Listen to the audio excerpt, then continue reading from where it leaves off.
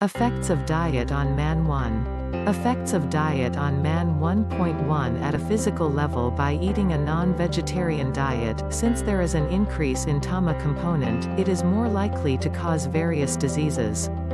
1.2 At a psychological level, the increase in the TAMA component from a non-vegetarian diet leads to an increase in thoughts relating to various desires and other tamasic thoughts such as sexual thoughts, greed, anger, etc. 1.3 At a spiritual level, by having a higher TAMA predominant non-vegetarian diet, a person is more prone to attacks by ghosts, demons, devils, negative energies, etc. All things being equal, a person who eats meat is 20% more likely to be possessed by ghosts than a vegetarian. The reason is that meat is a food group that is liked by demonic forces. Seekers who, as their spiritual practice, serve to spread spirituality in society, are even more prone to being affected when ingesting non-vegetarian food. This is because higher-level ghosts take advantage of the increase in the TAMA subtle component to trouble them. The higher proportion of sattva component in a vegetarian diet is conducive for spiritual practice. Example, Matthew is at the 30% spiritual level. He begins to do 4 to 5 hours of spiritual practice on a daily basis as per the 6 basic principles. All factors being equal, if he were to choose to be vegetarian, he would reach the spiritual level of 40% 20 years faster than if he consumed a non-vegetarian diet. For God realization, we need to transcend the 3 subtle components. Therefore, through spiritual practice, we have to go beyond our likes and dislikes, as they are made up of the 3 subtle components. This happens for all practical purposes beyond the 90% spiritual level.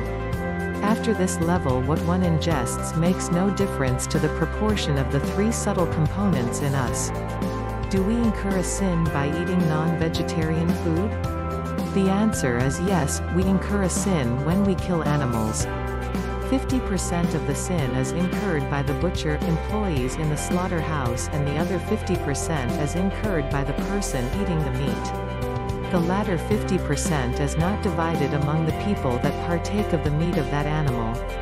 Instead, each person eating the meat incurs a sin which is equivalent to 50% of the overall sin of killing an animal. In event of where the butcher enjoys the act of killing of animals, then the severity of sin increases on his part. In many cases, people who work in slaughterhouses are affected or possessed by ghosts. This aspect, along with their own personality defects, result in their callous attitude towards animals. Slaughterhouse workers, butchers, are more likely to get possessed by ghosts because their kind of jobs emit TAMA vibrations and are what negative energies have a preference for. When a person grows to the spiritual level of 60%, whether his diet is non-vegetarian or vegetarian makes much less of a difference.